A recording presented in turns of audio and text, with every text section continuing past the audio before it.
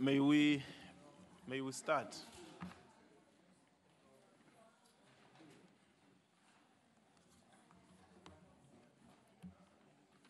May we start, comrades? I suppose we all have an interest in having an early evening. So let's get started. And the advantage of having a single item on the agenda is that if we're all focused and pointed, there is no reason for us to be here longer than is necessary. Comrade Minister Twele, it's good to see you again. Comrade Lamini, good to see you. Welcome. Welcome. Welcome. And the officials, acting DG of Social Development, the acting CEO of SASSA, and the acting chairperson of the Post Office, Ubabungiti, we welcome you. The DG of National Treasury, we welcome you. And also our Auditor General, Ubabumokwe Tuzkali, welcome. It's always a pleasure to have you here. Comrades will recall that in yesterday's meeting, we, having recognized that there is an impasse in fulfilling the commitment to enter into a procurement agreement between SASSA and SAPO. Through the ministers, resolved that they should assist to get their officials to meet, and that by today, this time, we should come and get the good news about the progress that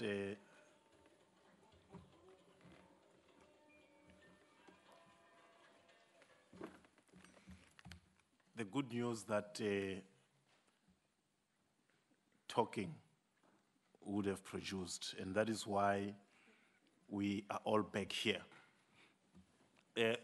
Comrades, let me remind all of us, let's switch off our cellular phones. I switched mine off automatically and just assumed those who were present yesterday will remember. Please switch off your cellular phone. Don't put it on silent. Just switch it off so that we're able to. So that is why we're here, comrades. As we promised yesterday when we finished, we went to the Speaker's office, met with Comrade Cedric Frolic, the chairperson responsible for committees, to give him a progress report. So Parliament knows that we're meeting today. That's why they gave us the permission to meet. And our friends from the media carried out our resolution, so the country knows and is probably listening or watching in anticipation that this looming challenge could be eliminated as a result of whatever transpired in the engagements of yesterday. By agreement of both parties, the DG of National Treasury is the one who is going to talk to us and say to us what has happened. But before I give the DG, Comrade Chair, anything you'd like to say before we start?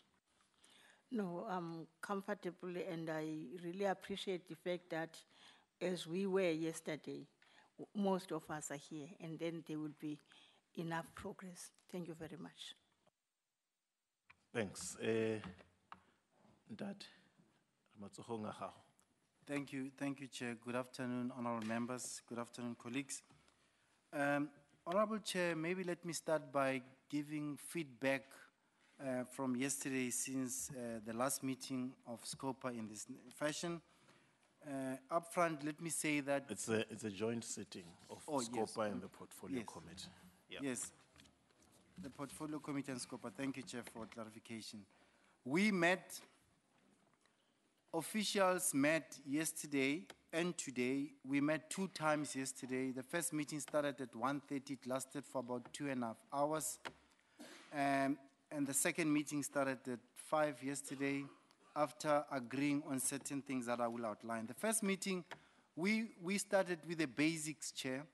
And the meeting was, I was requested to facilitate this meeting on behalf of the 2, SASSA and SAPO, and as mentioned yesterday, that we also have an interest in the matter.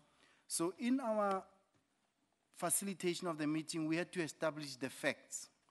What is important for the Joint Committee to note is that at no point did SAPO have a fuller understanding of the reasons why they were disqualified on the other 3 matters.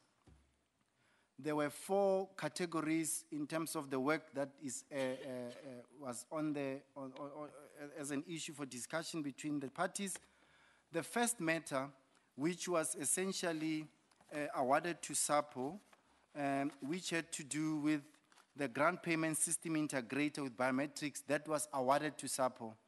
They had that, and SAPO unfortunately felt they could also do more. The other 3 functions, which was card production, banking services, and cash distribution, were not awarded, and that was initially the bone of contention. And they did not at that point know formally so, other than what they have picked up in the meeting yesterday, as to the reasons why they were not considered for the 3 options.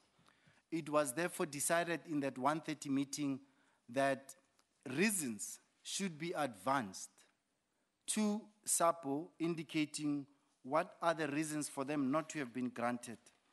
And so we then postponed the meeting for 2 hours to give an opportunity for SAPO to indicate the reasons, and we discussed them in detail in that 1:30 meeting. And as a result, they were discussed, and a letter was then forwarded by SASSA to SAPO on the reasons. So we cleared that as a first point, which was critical. Second, in the same meeting, we then requested SAPO to indicate why they think they would be better placed to do other functions other than the one they were granted. SAPO then did confirm in writing to SASSA that they are capable with the reasons that they've advanced, and again, this was also documented. We thought it is important to start there because so that all parties were on the same page in terms of the reasons why they were not given opportunity to perform all functions, and also SAPO being given an opportunity to present why they think they needed to perform these functions.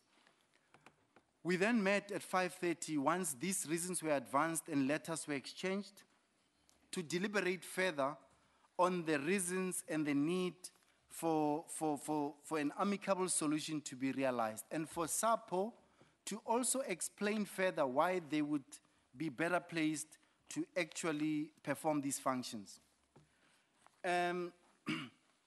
We then agreed that it is then important to go and think this overnight with the idea that, and we are offering that if in case of a dispute, we will then as National Treasury be ready to review the process and to actually echo our view on how best to resolve the dispute. So the meeting, the second meeting at 5:30 ended on that note to say that it is important that we create that window of opportunity that is available as a dispute mechanism to address any dispute if they may arise. We then agreed that we will meet today at 2 p.m., which then becomes our 3rd meeting of engagement. The meeting did happen, partly, but unfortunately I could not make it because of other engagements, but colleagues did deliberate, But we then agreed that we will meet at 4:30 once everyone is available.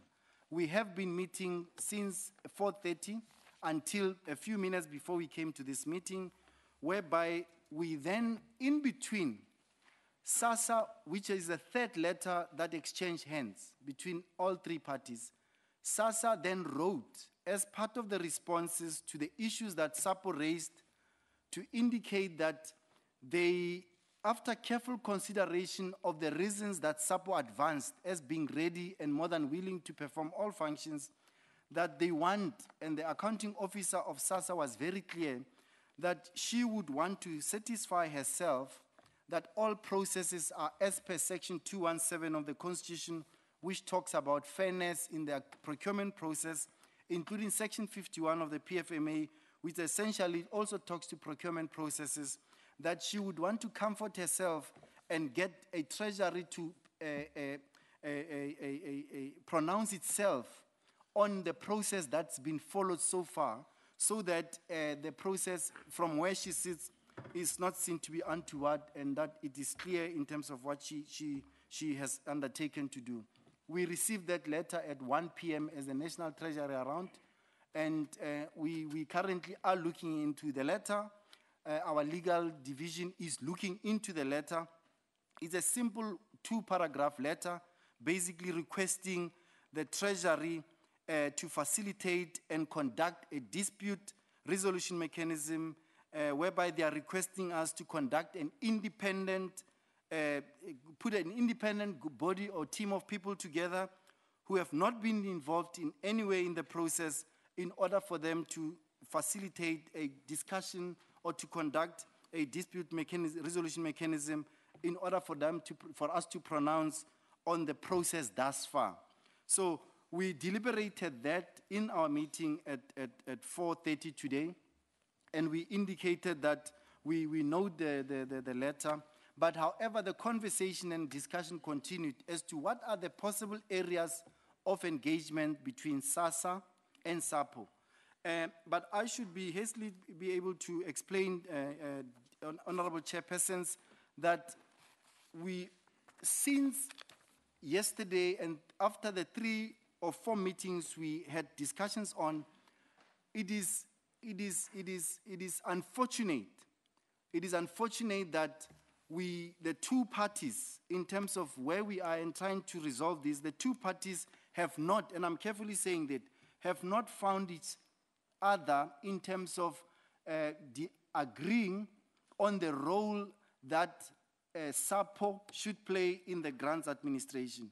We deliberated at length the capacity of SACO. We deliberated at length as to what the SASSA would prefer and the role that they should play. And Chair, we can maybe, before I stop making an input, also request both SAPO CO and SASSA CO to actually indicate the key issues that seems still to be an unfortunate area of disagreement.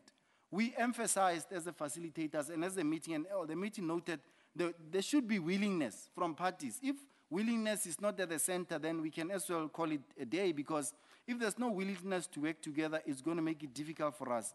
Second, we also noted that it is important to note each other that in this case, there are two governmental bodies that need to work together, and that they should in any way collaborate, and then the two CEOs undertook to work together towards the end, and that the technical teams, which is something very critical, the technical teams of SAPO and SASSA have never met since the consultations happened. All that has happened to date, and which we also picked up in trying to facilitate the discussion, that the technical teams from both banking side who understand the ABC of banking, who understand the ABC of grant management and grant administration, that there hasn't been a discussion where there can be sharing of information in terms of what each of the parties can contribute in making sure that grants are paid on the first in a manner that is seen to be a free flow, and in a manner that seems to be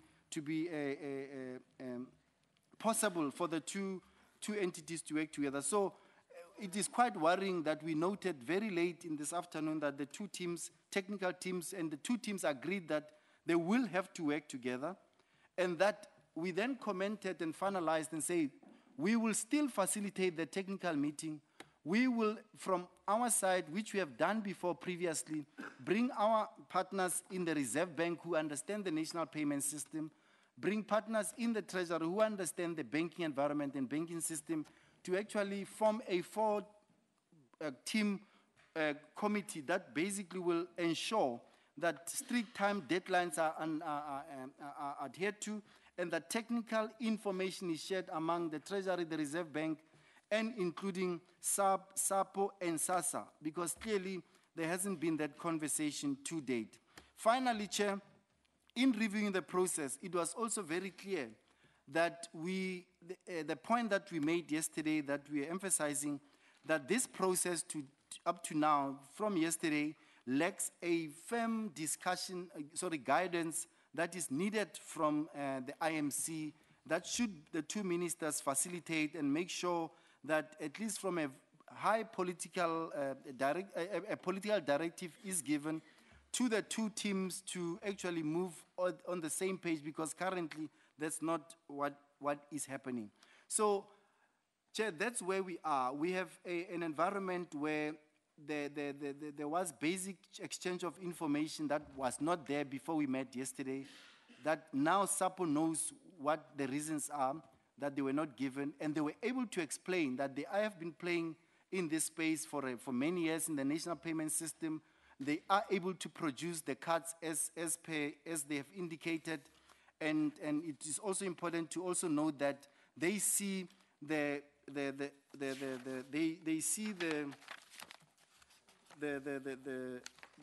grant payment system and integrator with biometrics that they've been awarded.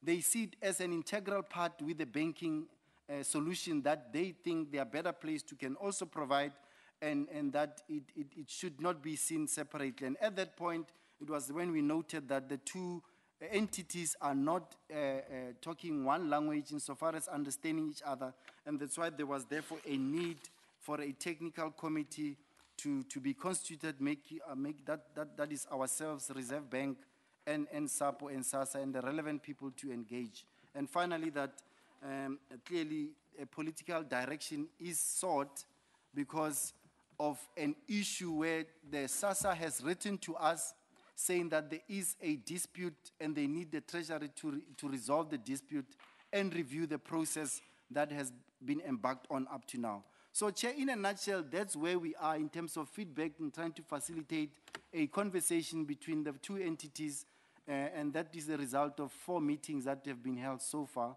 And the Chair, the CEO of SAPO and the CEO of SASSA can add in case I have missed anything from the facilitation that I undertook yesterday. Thank you, Chair. Thank you very much, DG of National Treasury, for your report and also for the work that you have done thus far. I would like to check with the acting CEO of SASSA and the chairperson of the board of the post office if there's anything they would like to add. I don't want you to raise before us the issues that you raised there. I'd like you to talk more to the issues around how you see the process moving forward. Because from what the DG has reported, I think there are maybe 4 issues. One is that we have agreed to involve National Treasury to assist in a process of review. 2, you have agreed that the technical teams of SAPO and SASSA, together with the Reserve Bank and National Treasury, should become part of the conversations. And the issue around timeframes, the need to expedite the processes, and of course the issue around the interministerial committee. Its political guiding hand.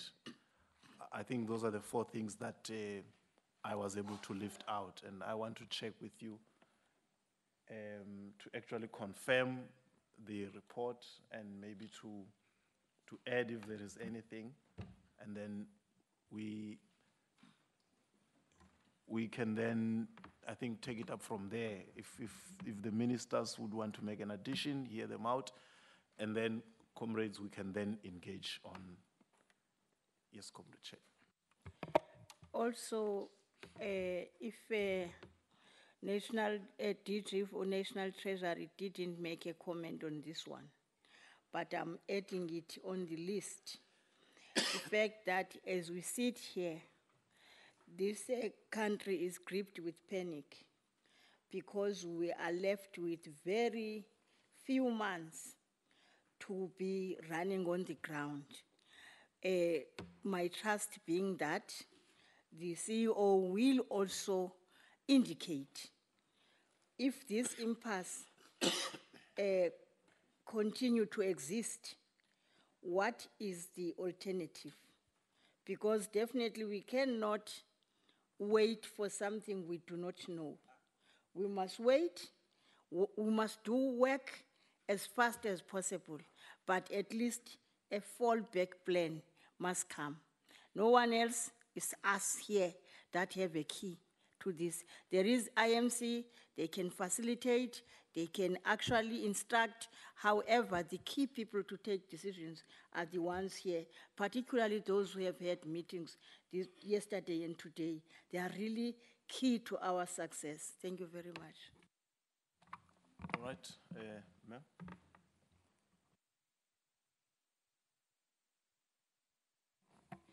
Thank you very much, Chairperson. Maybe just to add on what the DG of National Treasury has said, is that after the procurement process that SASSA has embarked on, which is an RFP that was given to SAPO, they were allowed then to actually write to us and actually, sort of say the things that we said they cannot do, they can do. And then to follow a proper process after that is to actually take everything to Treasury for a review. But adding to that, because when we were talking yesterday, we actually also involved the other policy, which is the intergovernmental framework, which is there also guiding the two entities if they are actually talking about helping each other. We actually sought then to Treasury to clarify that part so that we know that ongoing on the RFP, or are we going to carry on with that, or are we going now to change what we have done? But it's not easy. As an accounting officer, I have to make sure that my processes are followed correctly. That's why I said, rather than let's ask for a review, Treasury to take this and make sure that they review the whole process as per SAPO's letter. But as well, what we've asked when we had our meeting is for the Treasury to give us time frames, because we are aware that time is not on our side and we don't really want to cause that panic out there to the beneficiaries. Thank you, Chairperson. All right. Chair? Thank you, Chair and honorable members. Firstly, I want to thank you for making us to realize that we are siblings. That is SAPO and SASSA, and we should be talking to each other. And thank you for that. And I also want to thank the National Treasurer DG for facilitating the meeting between us. I must say that the report that the DG has given is the accurate reflection of what we discussed. The only emphasis which we said, perhaps the Treasurer must also determine, is whether are we following the PFMA, the Section 2017 provision of the Constitution and the PFMA route. Our view, though, is that we are following a special dispensation where there is collaboration between us and SASSA, and therefore it cannot be tested strictly on the basis of the PFMA, because if it was the strict PFMA route, it would have been publicized to everybody. We asked the DG to consider that as well. And also to the other aspect which was raised by members is that the other critical problem we had is that we did not have a clear dispute resolution mechanism. You would notice that we have somehow crafted some dispute resolution mechanism through the office of the National Treasurer, where if we reach a dispute, we'll be able to refer our dispute there. I think by and large there is good progress, but time is not on our side. And my suggestion is that perhaps again, because if you can't look after ourselves, obviously as our parents, maybe you need to come in and put strict time guidelines or time frames for us to finalize things and report to you. All right. I want to check with the political heads if there is anything you would like to add. Comrade Twele? Let me thank the officials and the committee. I think there is progress which is being made so that we follow the correct processes. But we agree also with the officials that time is not on our side. We must try and resolve these things as soon as possible. I was just checking with my colleague, Minister Lamin. I'm quite definite the IMC will be meeting next week. It will be able, and will be really able, hoping that it will be happy DG, Pesca Treasury, and the CEO, and the SAPO team, CEO and the chair, if we can get a clearer way forward, maybe by Monday, so that we can table something to the IMC, because it is ultimately the forum which take decisions which are binding on all of us. Thank you very much. Comrade Minister? Luto? Oh, okay. No, that's fine. Comrades, I think as the chair said yesterday that we all have a right to make inputs as members of parliament, but my appeal would be, let us assist the process. I think they have deliberated, they have exchanged all manner of information and this and that. There is a way forward. How do we cement that and how do we deepen that? Let me see. Hands, I see. Okay, I'll start here. My comrade team, Comrade Vincent, Mente, Hlengwa, Ross, Honorable Masango. Let's shoot straight. Yeah.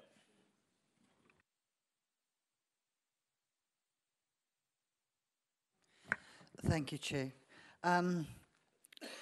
Obviously, some progress has been made, but we're not anywhere near where we want to be. And time is closing in on us. And indeed, the chairperson is correct when we say we are now facing a panic amongst the poor and the vulnerable. But I just need some clarity here. It concerns me, DG Treasury, when you say that the technical teams have never met. Now, this was something that was raised in the CSI report, which was a matter of hot contention this afternoon.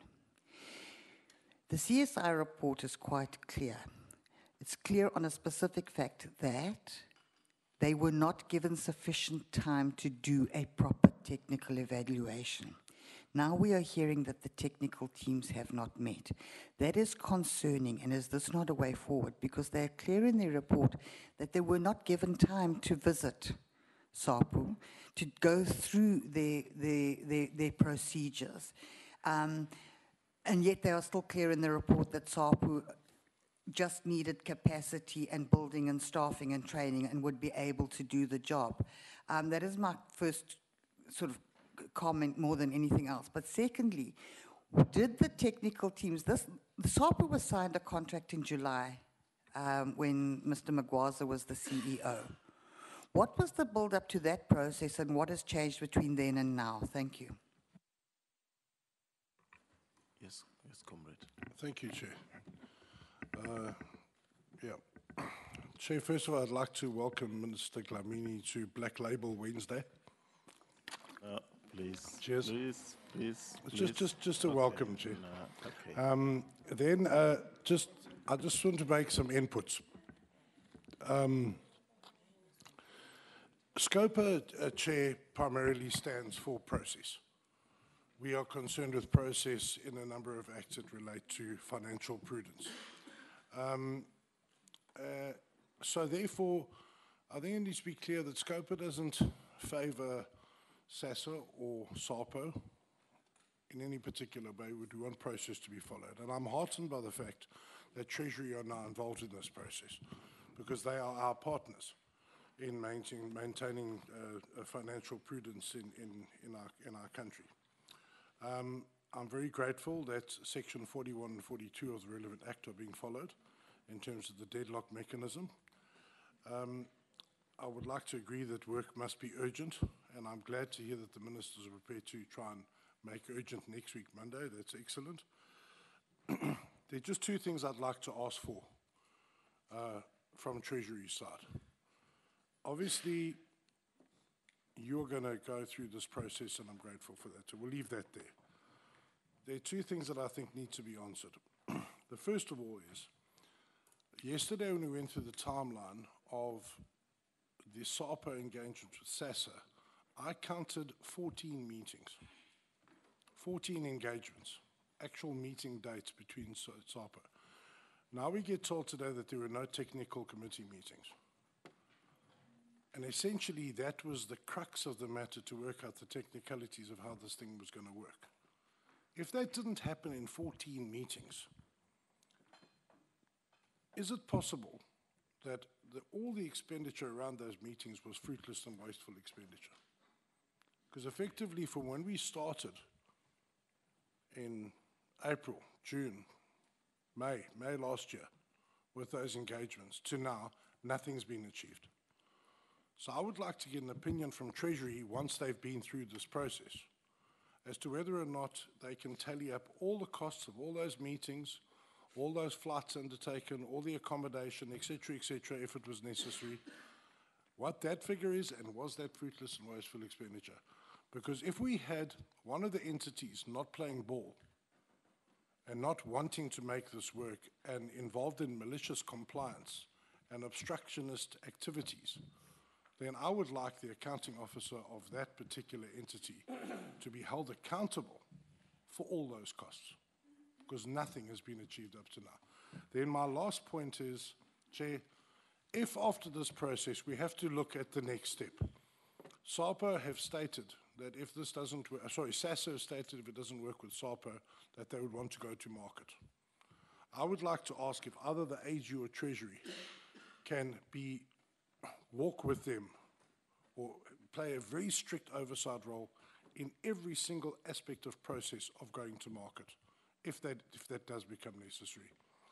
Because with the CPS debacle behind us, we need to be extra vigilant on all of this to make sure that if anybody has any nefarious intentions around this particular contract, that they are stymied and blocked from the get-go. Thank you, Chair. Comrade Vincent. Thanks, Chair. Chair, I'll follow your guidance and maybe not lament about what has happened in the past, but rather what needs to be done to take the process forward. And Auditor General, maybe together with Treasury, can help us. I think the starting point, Chair, is we should make it very clear that we are opposed to consulting and outsourcing as far as is humanly possible. And if we move from that premise,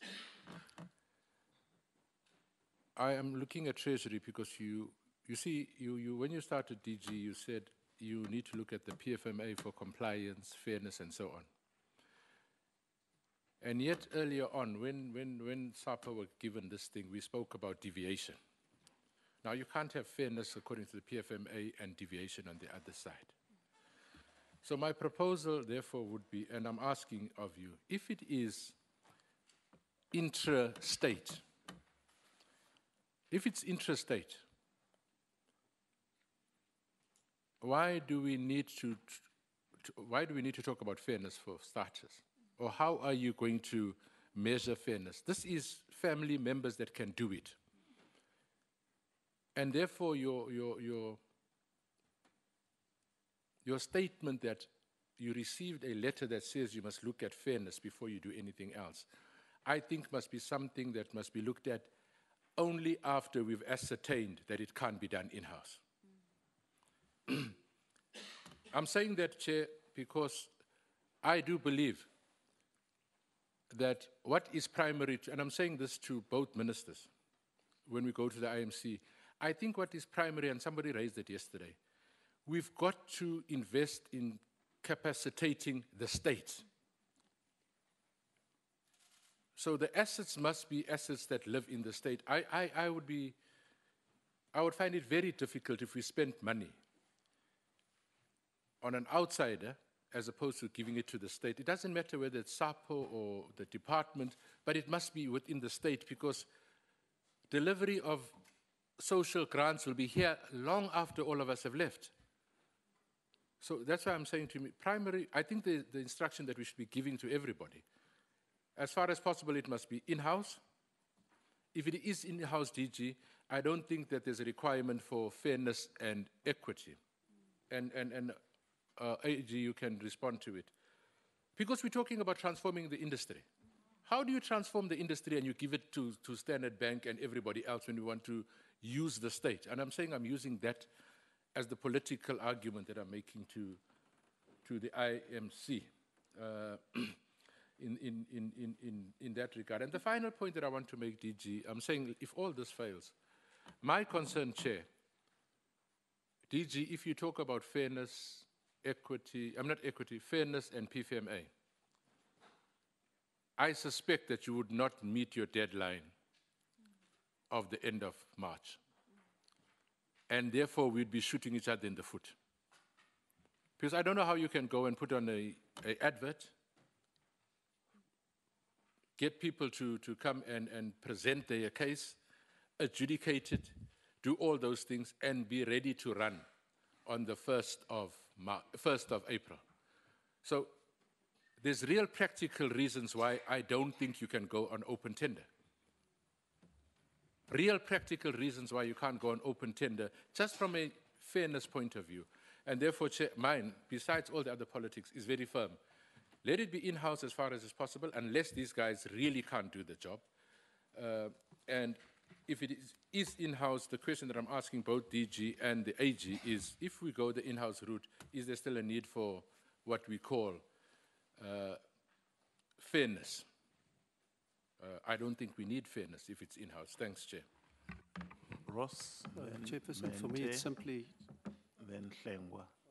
It is simply for me just to add value to the sensitive stage in which this discussions are going. And I would like to say, noting the national interest in the issue, and also for us as committees trying to avoid a national crisis, it's very important that we assist in seeing that we get to the right solution here.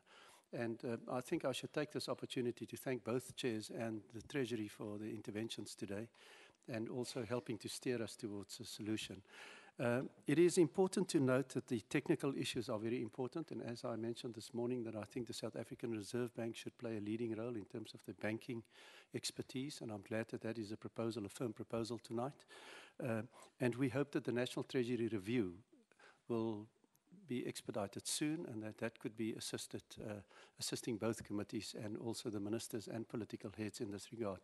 It is, however, one concern that I have. I think there is a political element to this as well, where the political heads should make the right pronouncements. And thank you to the minister who did inform us tonight that there's a firm commitment towards accepting the review of National Treasury, I hope, but also for the minister Dlamini to ask if the minister would consider to give us an opinion whether she would accept the review of the National Treasury, because that is vitally important that we accept the reviews. And I would prefer if the minister would perhaps consider my request if she would give us any indication as to this.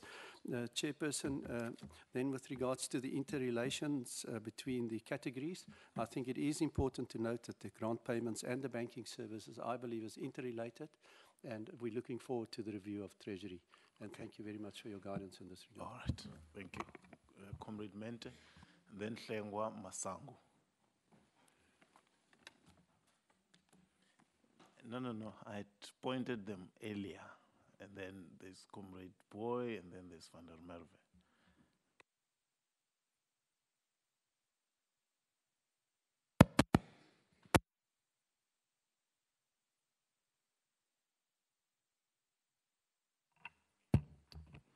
Thank you, Chair. Having heard everything that National Treasury DG has reported on, I think it's fair to say perhaps we are not looking where we are supposed to be looking at. And as National Treasury issued a deviation on the basis that it's intergovernmental process, and SAPO being an organ of the state, I do not understand why only yesterday they are told how have they failed to meet the requirements by SASSA. And all that we have to do right now is to check with National Treasury how much time do they need to fix these requirements. Because as Comrade Vince is saying, there is no way that we are going to outsource the grants, because at the end of the day, this is a route to SASSA paying the grants on their own. So if this is a route to SASSA paying the grants on their own, why not empower Post Office as a state bank? Why not empower South Africa and give all these employment, ITs, and everything that the Post Office is going to take in order to do a successful job of distributing grants? So if National Treasury can assist us with how much time will it take for them to do this evaluation, and when can they report back to this Parliament? Can it be next week so that we know what's happening? Because us as parliamentarians, to allow a situation where we outsource such a high level of duty, and the Constitutional Court has already pointed out that we failed. So we're not going to fail again now. We need to guide. Thank you very much. Hlengwa. Honorable Chairpersons, you know, I appreciate the niceties and the so-called progress that we're speaking about now. Chairperson, for so long as we do not apply our minds to consequence management as Parliament, to hold people accountable, and at some point somebody needs to walk the plank for what has been a well-articulated and well-engineered program and process to collapse social grants. Because the revelation that the technical committees have not met on its own is the biggest indictment. I still pose the question, Chairperson, that I posed yesterday and have posed previously 1,000 times. What were the outcomes of the workshop in May? Because it seems as if we are skirting around that issue, because that is the basis, as far as I'm concerned, which informed the request for a deviation that Treasury granted. Are we now deviating from the deviation?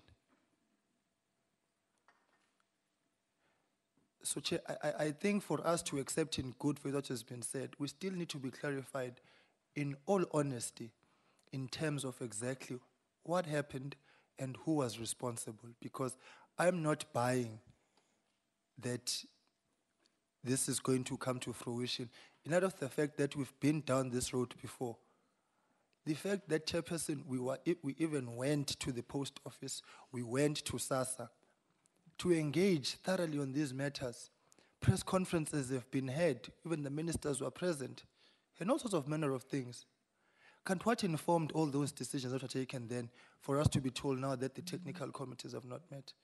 Secondly, Chair, the CSIR report cost the state almost 500,000 rands.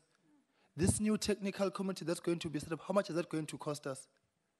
We must not throw financial solutions on financial problems. There's an absence of political will and bureaucratic will on this part. So, Chair, I request that the minutes of the meetings that Honorable Watson has spoken about, all 14 of them, be presented to us so we can actually know what was discussed. That's the first request, Chairperson.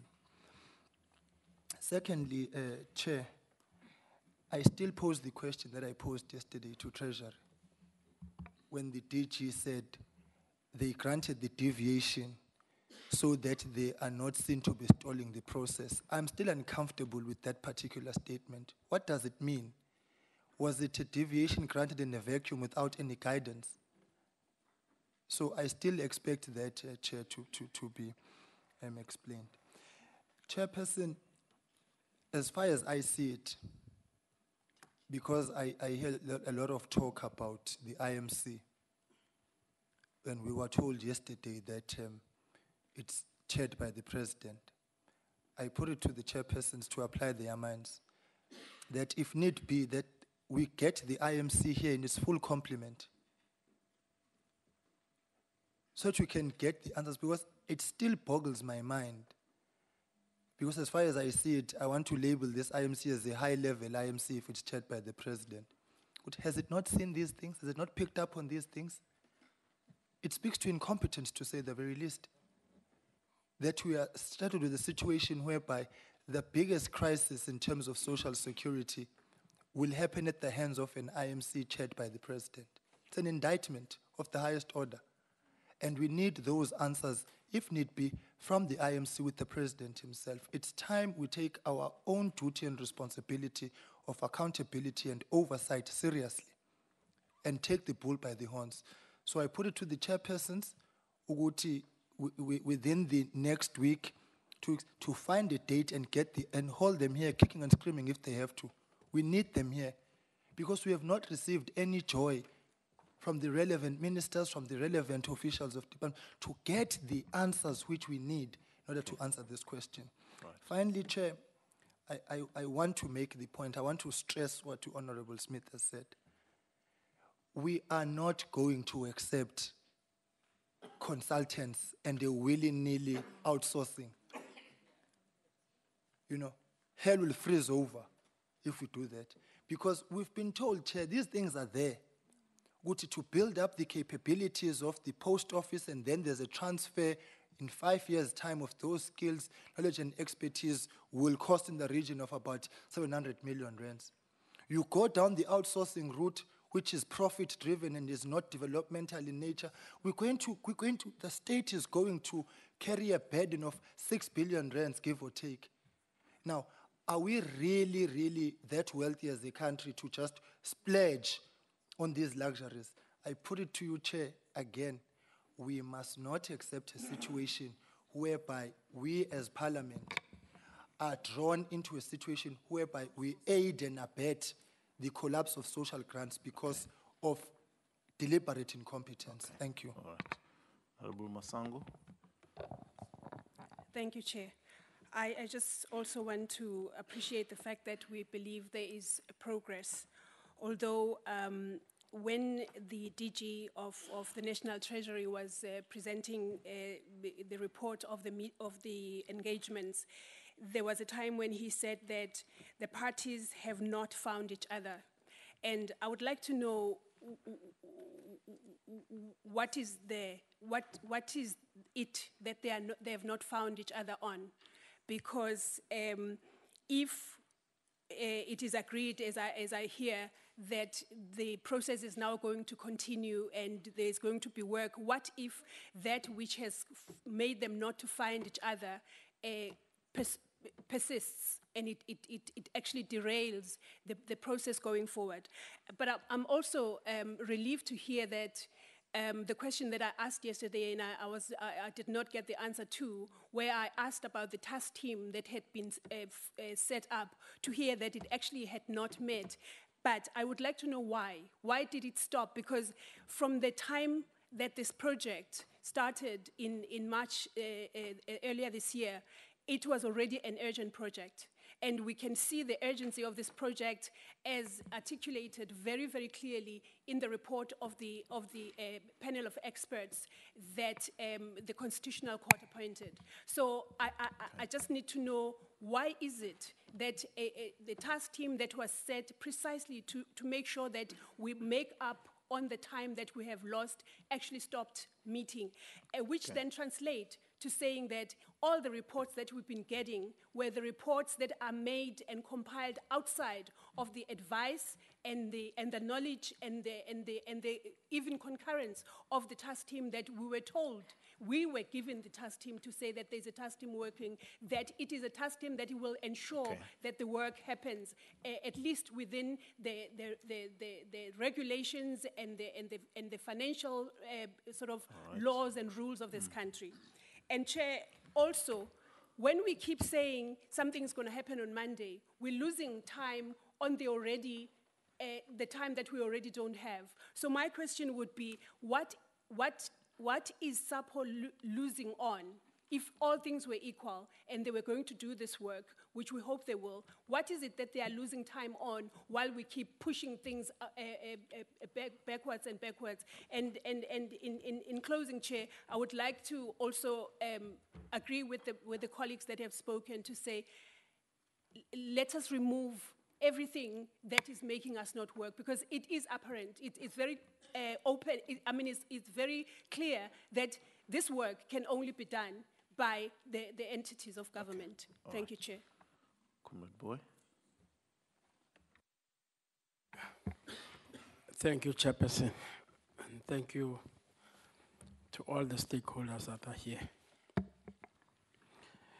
We would really appreciate the effort that has been put in, and the fact that we had been able, DG of Treasury, to have asked and appeal to your leadership at the last minute. The effort you have put in should be welcomed by all of us. We should see a little bit of progress from where we are. We've been quite clear for some time that either we're being misled as Parliament, or there's some things that we are not getting clearer in how the process is unfolding. We do welcome the effort that they're putting in now, and we do welcome the fact that the Minister says that the IMC is going to meet and be able to look into the process. But what would really more and more welcome, which is part of our constitutional obligation, is that the IMC, at the end of the day, as political leaders, come to the front and be able to give us a report. So we partly agree with the view that says the team of people in the IMC who are responsible should come and report back to Parliament. You could either go to the two portfolio committees, or if they would want to address the nation, would quite be willing to talk to the parliamentary body for a debate to take place within Parliament. Because whilst we are engaging ourselves, amongst ourselves, the ordinary people wants more clarity that what is exactly the problem and what is the challenge, and how are we going to resolve, so that their hope as they go towards the December holidays and ever can be rebuilt into government, and making sure that there is trust and the umbilical cord between ourselves and the people is not being broken.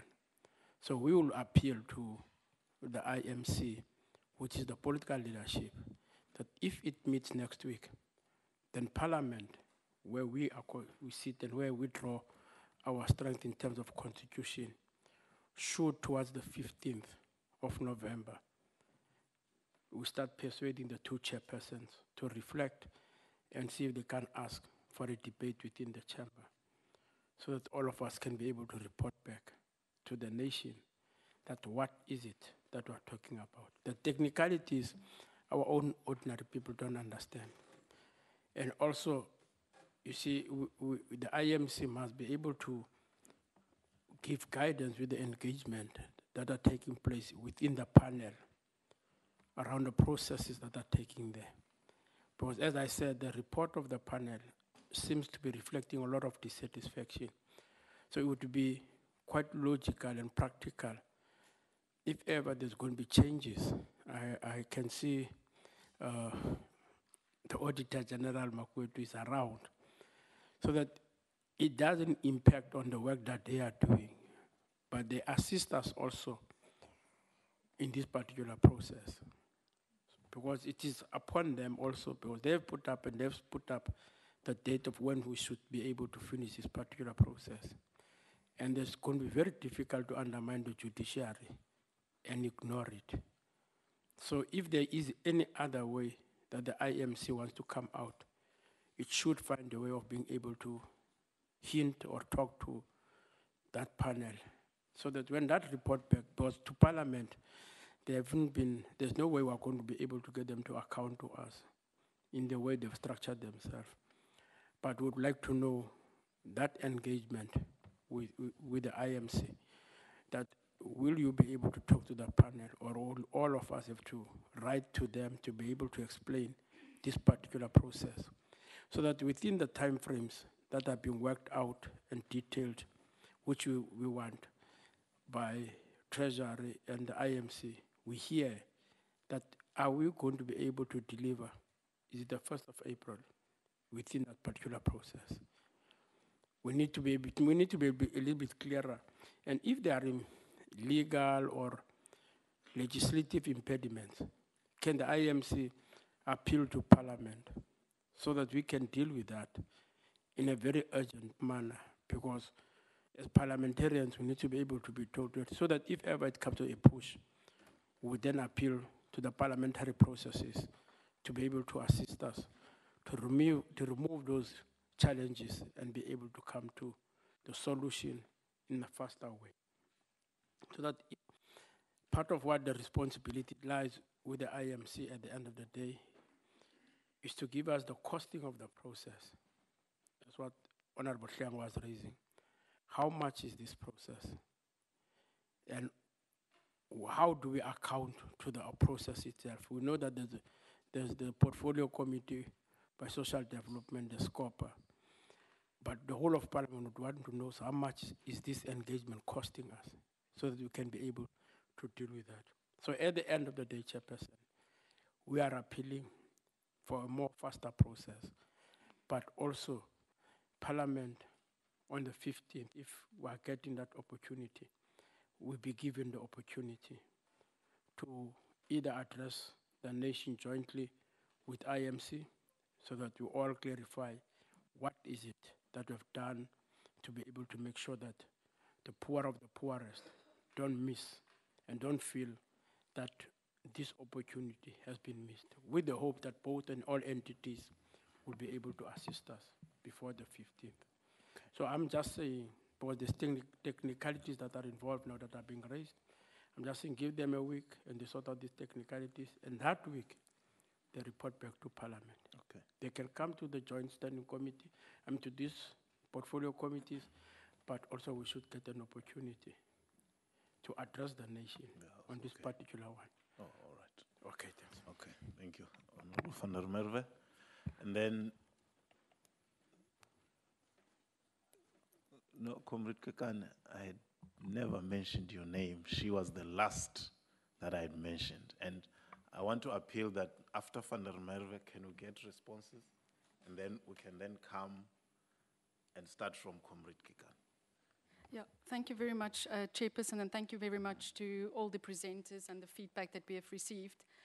I, however, feel that even though I've listened to the input that the Honourable Boy has made about addressing the nation on the 15th of November, we first need to get a clear indication from Treasury as to how long this mediation or review process is going to take, because when I was listening carefully, he had indicated that Ms. Bengu had written back to him a 2-page letter indicating that this process must now go through an independent verification process, mediation process. So while I understand that people are feeling slightly optimistic, unless Treasury gives us an indication of how long it will take them to mediate, I don't think we've really moved anywhere, because we must face the cold, hard facts in the face, and that is that nothing has happened in the past 7 months. With the frank admission that the technical teams have not met, it means no work has been done in the past 7 months, chairpersons.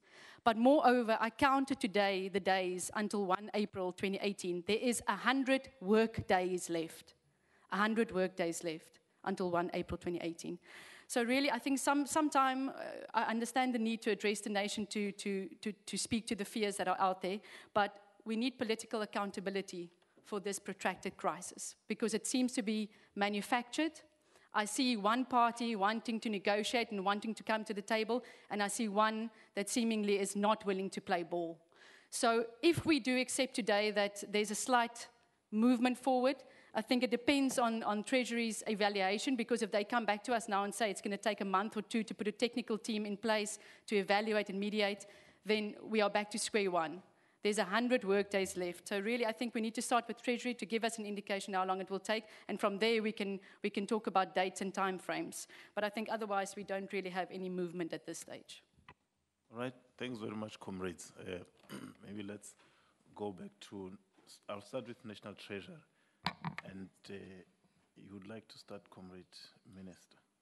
All right.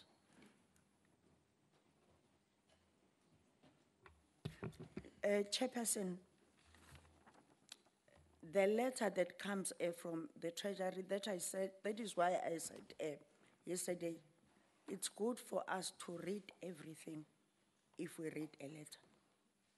The last sentence says, SASSA has an obligation to ensure that any contract for goods and services in accordance with a system is in accordance with the system which is fair, equitable, transparent, competitive, and cost-effective. And I can tell you where this comes from. It comes from the judgment of the Constitutional Court. Secondly, the technical committees have been meeting, chaired by the DG in the presidency. Also, there was a workshop, at least that I attended, that was for social development, SASSA and SAPO. So I don't understand what it means that they have not met before. And I think that is why I thought we have not come here to start from scratch, because we are going to create a doubt in the whole system. For instance, we are saying we are not going to tender anything. The post office has said it's going to use the services of Gemalto. We were all in the meeting yesterday when they said so. So I think we don't have to say things for the sake of saying them. The Treasury, we have evidence. They have been invited to procurement meetings. And yesterday, the way they spoke was like we've not been inviting them.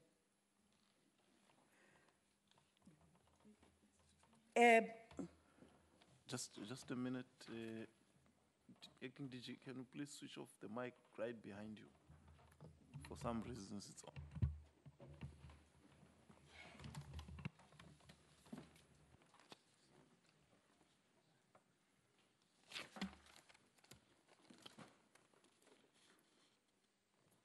So there was also a war room for the post office and SASSA. where they were discussing how they were going to do things. And that was reported to the IMC. And it was at that stage that the IMC said, go do the due diligence. So I don't know why some of the things are said here. Because it's like there are those that are blocking the whole process. And Mina, I think we should give the Treasury time to review so that the post office can be able to give us a program of action of how they're going to do the cards. Two, if they are unable, what's going to be a plan B? And then their plan to pay the offline grant recipients. Number four, then also give them time to test their services. Give them 100,000 people. Let them pay those people in the rural areas, urban areas, so that we talk about things we know. So that we are all confident with the system. We can't come and sit here and be blamed for blocking people that we are not prepared to block because we work together. We are all government. We started saying that long ago. So if they are going to outsource, what is it that they are going to outsource? And I don't take kind, Chairperson, when people laugh whilst I'm talking. I don't take kind to that. Because I've never done that when they are speaking. And then, so those are important things that we have to do. Let's move on with the process so that we test the efficiency of the post office. Let's not waste time. Thank you, Chairperson. Points of clarity, Chair. Comrade Chair, no, I want us to do this, comrades. Let's allow National Treasury to respond, and then let's get other responses in relation to specific issues that that we have raised. And I hear the minister. You know, yesterday she's the one who said, let them sit, even if they sit throughout the night, to find each other. Good. She says, well, let us go ahead with the Treasury review and see what it is that we can agree upon. Good. For me, let's build on those, consolidate those, and move forward. But DG? Thank you very much, Chair. There was a question as to how long will it take us to, under normal circumstances, if it's a review and it's a straightforward review, we should take 2 days maximum. So we were planning to have this, if we can be given until Tuesday, Wednesday next week, Wednesday being the latest, we should be able to. The reason I'm asking for extra few days is because one wants to take it further, because if you look at the request, and I'm going to read it so that even for Honorable Vincent, it's very clear in terms of why I was referring to 217. I was not referring to 217 because clearly they have been given a special dispensation in terms of a deviation request. It is in the letter that SASSA wrote to me, and also in a letter that SASSA also wrote to SAPO in terms of informing us of the process. Attached, please find a copy of correspondence received from South African Post Office dated 31st in response to the offer made by SASSA regarding the payments of social grants. And in there is a letter that I explained earlier where I was saying they were explaining the reasons as to why they feel they are better placed to can take over this payment. After careful consideration of all information presented by SAPO, you are kindly requested to provide SASSA with an advice in line with the prevailing prescripts set out in Section 217 of the Constitution of the Republic of South Africa, read with Section 51, 1A3 of the Public Finance Management Act of 1999 as amended. Again, in the event that the Treasury is empowered by law to facilitate or conduct a dispute resolution mechanism, I hereby request that you consider such and that it be conducted by an independent body, individual, or team of individuals who have not been involved in one way or the other in this process.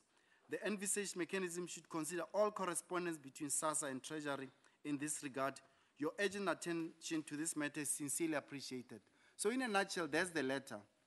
And so we will, based on this request, evaluate this request or review in line of the Section 217, which is talking about, it's that section that talks about fair, transparent process, and the same as Section 51 of the PFMA, also talking about the fair and transparent process that we need to adhere to in terms of embarking on a procurement process.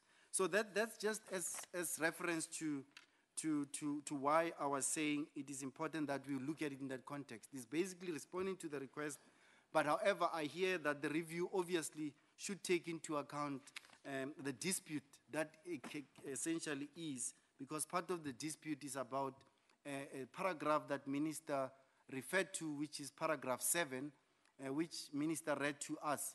But I must hastily say that that is also one can call it is a standard paragraph. In particular, Minister was referring to a request to use existing transversal Q-link holdings contract for beneficiary deduction. So it was in reference to that particular request. No, I was just saying it is in terms of, Chair, it's a standard. I was just reading that it's a standard paragraph in most of the letters that we write. But we can basically clear that as we respond to SASSA. But on a point of order, Chair, can you appeal to your chairperson to protect Treasury? We want to listen. As parliamentarians, we came to this meeting quite clear in our minds that we do see a problem and we want to attend to it. All right. Please, can you protect Treasury while listening very patiently?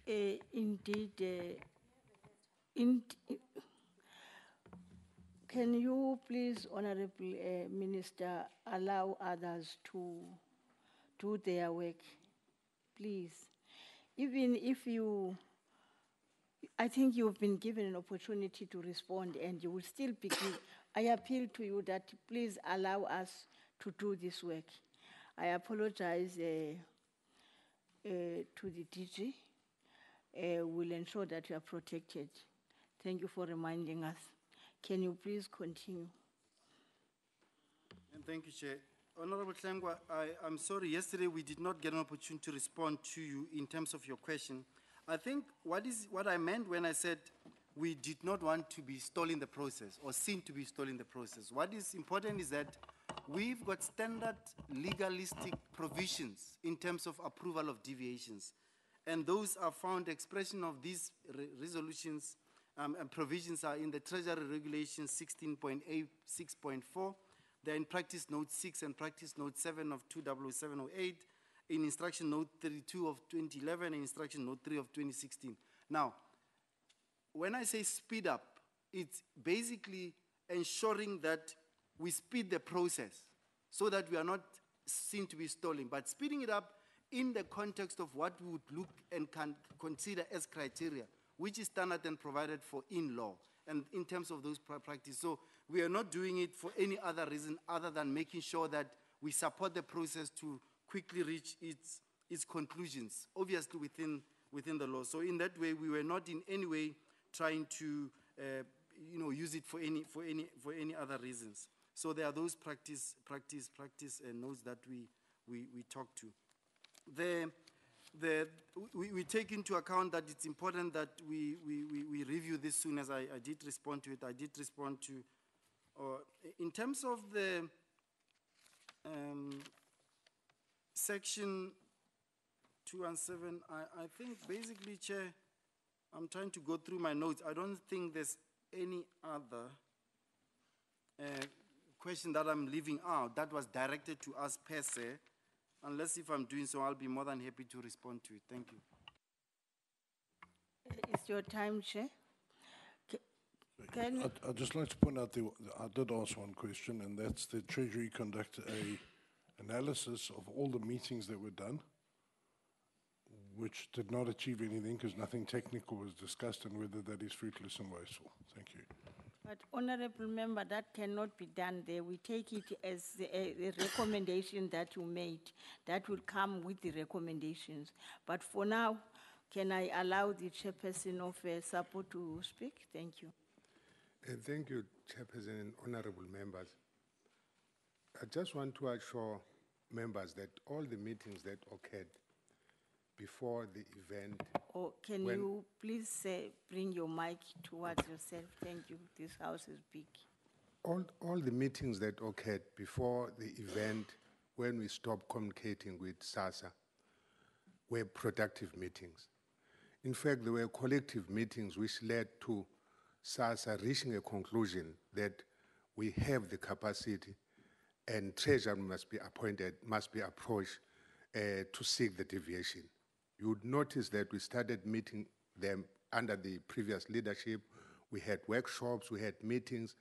SASSA interrogated us as SAPO about our capability, what we can do and what we cannot do. That culminated in a decision by the previous CO where he concluded that we have the capacity. He therefore have to approach National Treasurer for the right to deviate because it's in the capacity.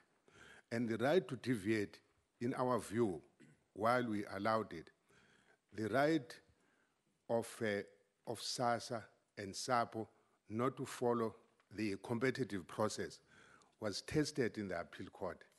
A matter went to the appeal court in 2010, where the appeal court stated quite clearly that SASSA is not obliged to comply with its supply policy in the circumstances set out in Regulation 16A6, and it is accordingly unnecessary even to consider. Where the judges of the Supreme, so there's an authority from the Supreme Court of Appeal which says if there are good reasons and the SASSA as a collective, after all those workshops and this meeting, came to a conclusion that there are good reasons why they should approach a National Treasurer for a deviation. They approached National Treasurer gave them the deviation, and we are given the letter of appointment.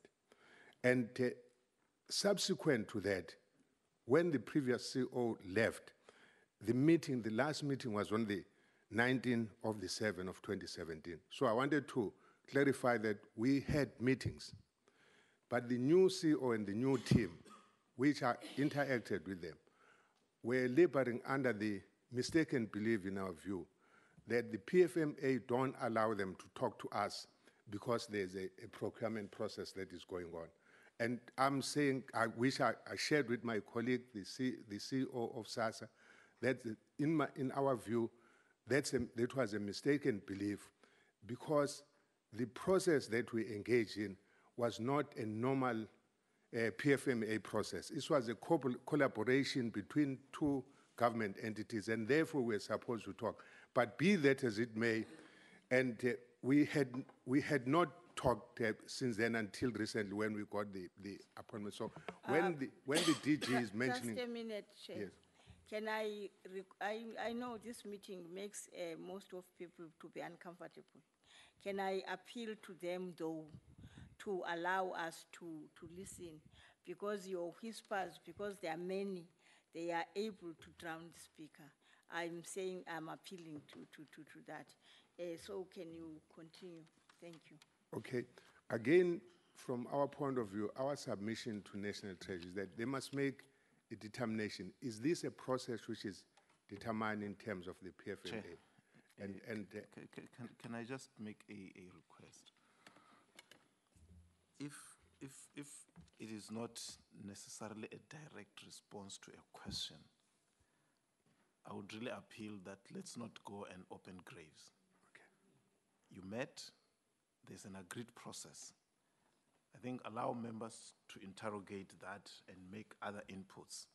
But from your side, I don't think we need to start discussing elements of what your position will be, because then... I thank you for that, Chair. And I think that's the legally one could add, and we'll take it from there. Thank you. Thank you very much. Our CEO might want to add one or two, I'm not sure. Yes, because one other weakness is that we're trying to respond to asked questions. And if we ignore them, one might say, my question has not been responded to. Can I then allow the CEO? I believe we're all responding to what was asked. Thank you very much. Thank you, Chairpersons. I just want to, first of all, endorse the view that we would happily submit to the Treasury review and the IMC rulings. In fact, we would regard that as a far preferent process than to go the court route or something. I need to bring clarity around the technical disconnect here. I think there were presentations, as the Honourable Minister said there were. There were presentations to the Technical Committee in Parliament. There were 2 presentations, as I recall them. And I think what we haven't, the only thing we haven't reached consensus on is that the technical systems required need to be inextricably linked to the banking delivery service. Okay, that is a contention that we have, which is different from SASSA's view, which is that they want us to develop an IT system for their use. So I think there's just, there's a difference in consensus about the use of the technology. And so it's a very limited disconnect there, which we need to find peace amongst us. And the issue for us is really about the necessity for this to be integrated. You can't put a BMW engine into a Mercedes-Benz. They won't accept it. So it's just a question of integrating and understanding that the system that we develop will be integratable and, with our bank. I think the timing is critical because I understand that there's going to be a tender published on the 3rd of November. So I don't know when the Treasury ruling fits in with that. I just, if I can make one point on the comparable costs, which have been mentioned, I just need to say that however you construct the economics, if this happens between 2 state entities, the economics is retained within the state, and so so there's the comparative cost is obvious. Thanks, Chair. Thank you very much for the little bit that makes our anxiety to be a little bit lower, to say there isn't much that you're differing in. It is a technical system. Can I allow the Minister then to lead us in this one? Sure. As I said earlier on, I'm not going to respond because I know it's late. I think there is progress which is being made, and I'm happy that members are recognizing that. I don't think any blaming game thing is going to assist us. All what we are trying to ask our officials now to narrow those things which are outstanding. I think the National Treasury is doing that. The fear I have, Mr. Chairperson, if we continue, if we accept that there's either you can give us a time frames or leave the process so that we can come and report back. Because any further question is going to start maybe opening these things which start pulling us apart. I'm quite confident about the process National Treasury is following. I don't think there's a much misunderstanding. If I saw the letter which was written by the CEO of SASSA, there is an understanding this is a collaboration agreement. From the current and the previous, there's no movement. So I think now that these issues of PFMA, Section 217 are being clarified, because she needs comfort on those things. I think it's important as accounting officer that you get comfort on those things so that you are not found that you've breached the law. And I think they can be resolved quite quickly, those things of which are still, so that we can come to the real issue of trying to find an agreement. As Minister Dlamini, already in our work plan we presented to the public, we wanted these things to start testing this system because we can talk about them, but it's only when you put them in action, whether they are done by Rolls-Royce or Skorokoro, but they must be put into action. Because that's where you can test them and then correct them, and in a collaborative manner, not in an obstructive manner or proof to fail. We don't want SASSA to fail, and I'm sure SASSA doesn't want SAPO to fail. And that's why they are saying improve there in a collaborative manner, because our fundamental thing, Chairperson, when you follow the intergovernmental route, you don't divorce yourself. It's not procuring, and then procured you do. You still get involved in monitoring, and I think the Constitution, the Supreme Court of Appeal emphasized that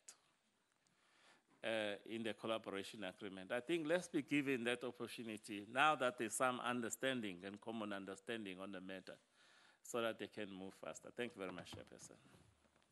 I can only acknowledge the hands that have not been up now, because please allow others to say something. It will be Honorable Dudley and Honorable Tatukekana. I'm told you were having your hand up. Mekineo and Mama Sonti.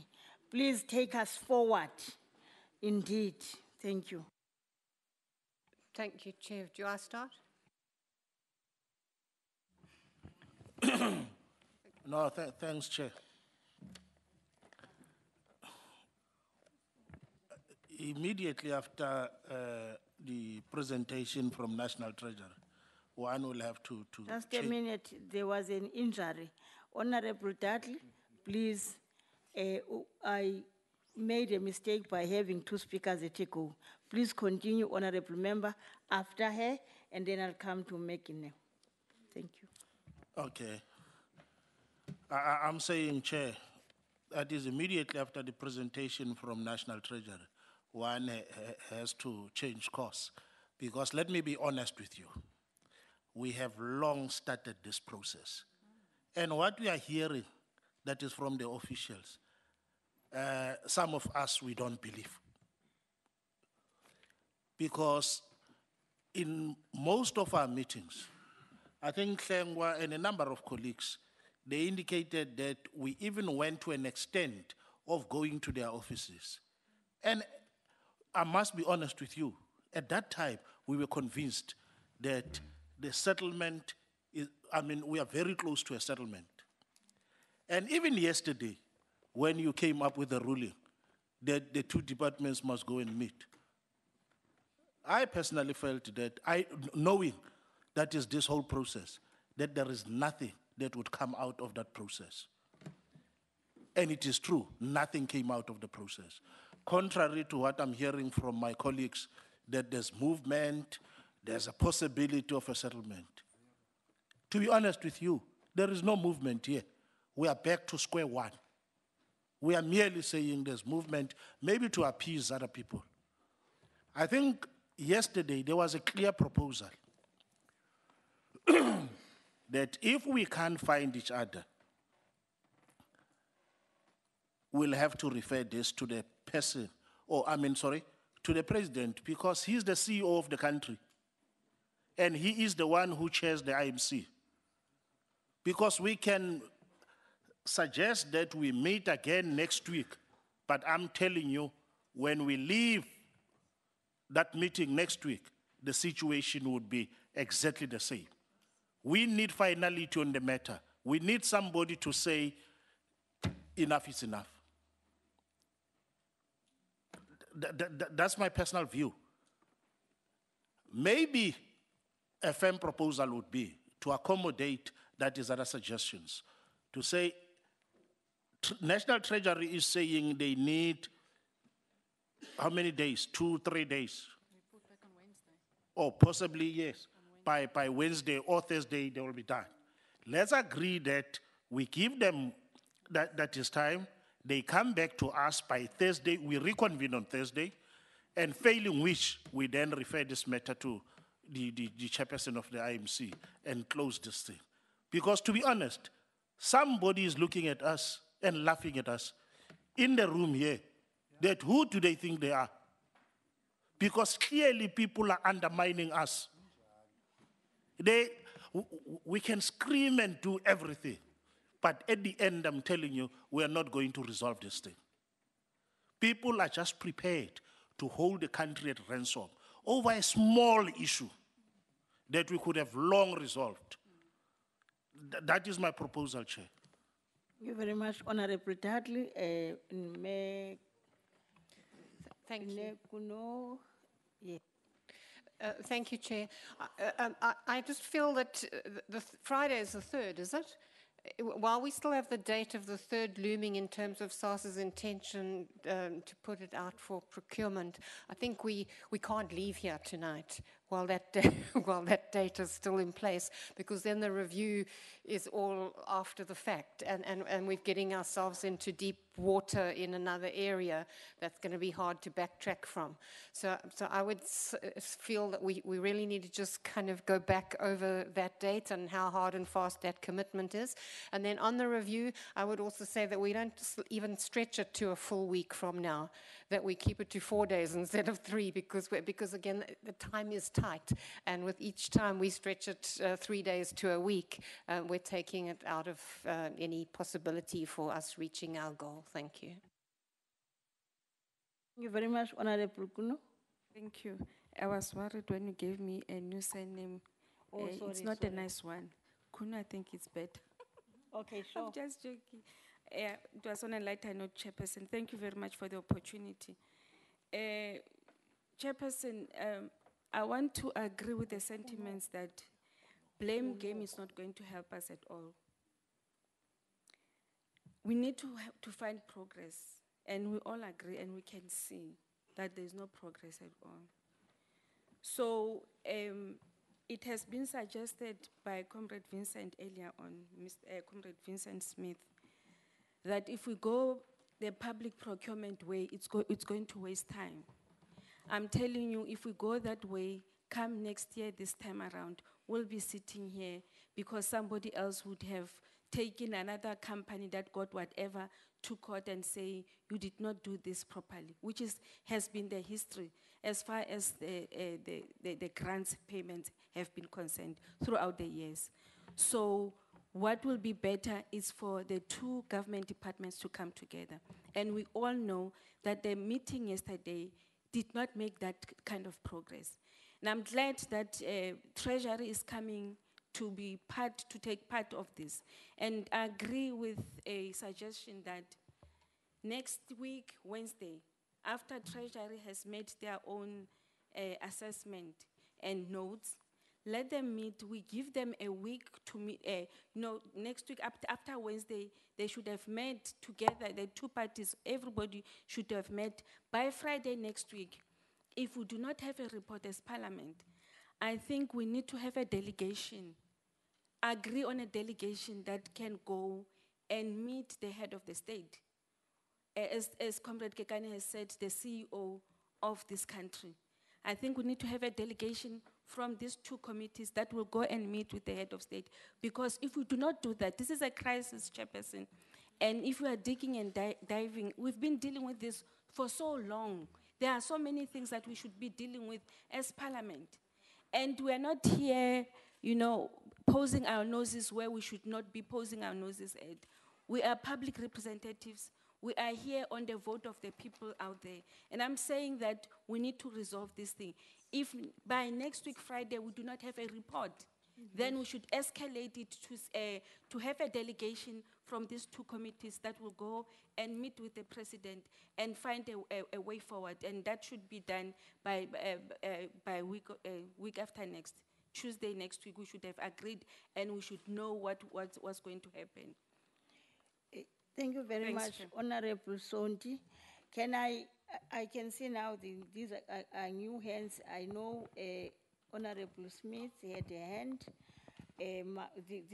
This is the second time. Mama Wilson, Ndade,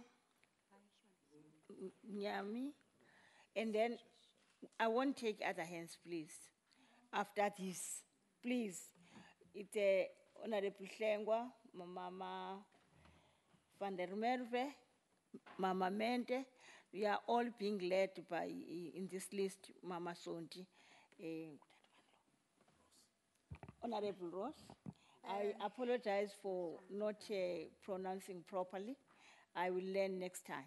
Thank you. Can we be in that arrangement? Just one thing again, Chairperson, even the AG should be part of that process as well, as he's part of the task team. Thanks, Chair. Sorry for taking that No, it's another advantage. person's time now. Dr. Vincent, are you ready now? Yes. Mama Sonti, be on the floor. Yes, but I don't know your numbers. Please bear with me now. Mama Sonti. Thank you, Chairperson. Today, I will try to speak what you like, but Chairperson, uyandazi ke wena ke okukubana ndibotshwa phi ndincedwe nguwe, but ndine concern about Chairperson SCOPA yesterday. He did never recognize me because everything which I was speak yesterday, he did never give any interpretation. So I will try today, but unturned because dijabula ukubana dithethe ukwenzela ntoni aba bantu sihlelele bona apha bayive lento singayo kakuhle bangabi beyibuza babe kuthiwani pha, but I will try today, Chairperson.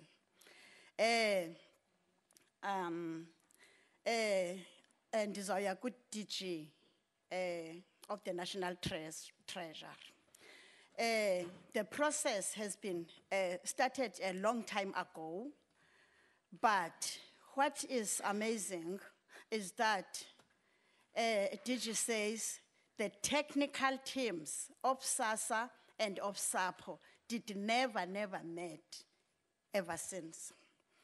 Maybe it's them who make this process to run slowly or not to be success, I don't know. Or there is somebody else who blocked the process. It's my questions. Okokugqibela ke ndibonge uminister bendikhale kakhulu xa ebepointwa nguChairperson okokuba makathethe on the first round wanika inikhanda ndakhathazeka ngoba kaloku bendirhalela ubana abe nento angayithetha ephuma emlonyeni wakhe nanjengokubana kulendlu singabantwana bakhe sixhomekeke kuye as parliamentarians. Ndiyabonga kakhulu Chairperson, thank you. The way forward has been set by the Minister, Honorable Cwele, and that we're moving towards that. So I appeal to the members that are going to speak now to assist, drive us towards that angle, because we need to wind up, and there are still many days to sit about this matter coming. All right.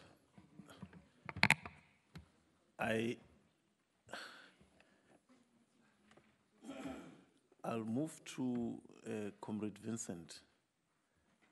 And please, I'll try to say, please, let's come with suggestions. Let's not deliberate. Uzobugqibela ke Comrade Madlophe, besesivalile ngoRoss. But because you had not said a word before. Yes, Comrade Vincent? Thanks, Chair. I'm going to do exactly that, Chair. And we're moving from the premise, Minister Dlamini and Minister Cwele, that we understand that Parliament has got persuasive powers. We can't instruct you. We can persuade you. So I think what Parliament is saying, or certainly what I think Parliament should be saying, number one, is that because you've both undertaken to support the Treasury route and we've agreed that it's going to be 4 days, the first thing that we need to do must be an undertaking that the proposal to take a tender on the 3rd must be put on ice. That must be something firm, because you can't negotiate and put a tender at the same time. So that's my firm proposal, that the tender for the 3rd if it is still there, it must be put on ice. Yeah. The second point that I'm trying to persuade all of you on that side to accept is that there is no need for competitive bidding. I'm convinced that there is no need for competitive bidding. And I hear what you're saying, DG, that you received a letter and you need to respond. We're trying to persuade you to write back to the author and say that there is no need, so the author must feel satisfied, because I agree that she needs to be satisfied. I'm making that a firm proposal. So that when you come back on the 3rd and you think we are talking rubbish, then say so. But I'm making that the firm proposal that we shouldn't go that route, Chair, because I think it is not necessary, but that is it. And then I agree, Chair, that on the day 4 or day 3, whichever day they've agreed upon, that on that day, they should tell us what they think about this going forward. And it's only at that point that we take a decision whether we think the intervention of the IMC is still necessary. I think let's give them those 4 days, let them resolve it. And on those, after those 4 days, then we must take a decision whether we think we need intervention, but I don't think we should be doing both of them at the same time. So that is my proposal, Chair. We should do it that way and finalize it. That's the way forward as far as I'm concerned. Thank you very much. Yes, Thank you, Chair. I think in the main, Mr. Smith has covered me. I just have one concern over this tender advert going out on the 3rd. That is, when was that decision made and by who? And if it was done in the last couple of days, before this series of meetings took a sitting, my concern then is that it is very indicative that there was no goodwill to get SAPO, to get this handed over to SAPO if this decision was made before these talks were finalized. I find that very, very concerning, and it's indicative of another agenda entirely, a little bit sinister. I don't like it. Thank you. Okay. Mente, Van der Merwe, Ross. Oh yeah, Van der Merwe, Hlengwa, Ross, Madlope, and then Comrade Boy, and then Chilwane, and then we close it. Yes, Comrade. Thank you very much, Chair. Chairperson, firstly, I want to check with the post office, because the status quo in terms of the post office outlets right now, most of them in particular in rural areas, they are not at the functional state. So how much time do they need on their side to get all the systems in place, so that we take into consideration as we move along with the process that the longer we drag this, the more problems we create for them in terms of putting systems in place. But what would you suggest?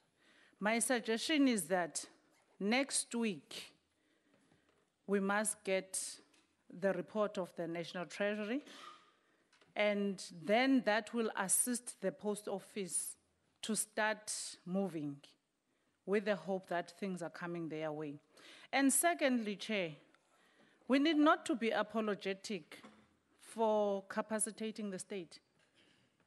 We are parliamentarians. Our sole mandate is to capacitate our own state. We have 17 million people that are on the grant system. That on its own shows that the people out there are not working for the mere fact that they are dependent on that. And therefore, having a tender being advertised on Friday, it simply means that we are saying we have no hope that we can capacitate our own state. That tender must not be done on Friday. Otherwise, we are also inviting unnecessary litigations upon ourselves. All right. And we are going to spend money of the state fighting litigations under the name of the DSD, which is unnecessary. It shouldn't happen. Okay. But lastly, Chairperson, whatever we have in mind, we should not at all think that SAPO is not capable of doing this. We need to find a way. National Treasury, you need to find a way of telling SAPO where are they having their shortcomings and assist them where possible. All Thank right, okay. Van der Merwe?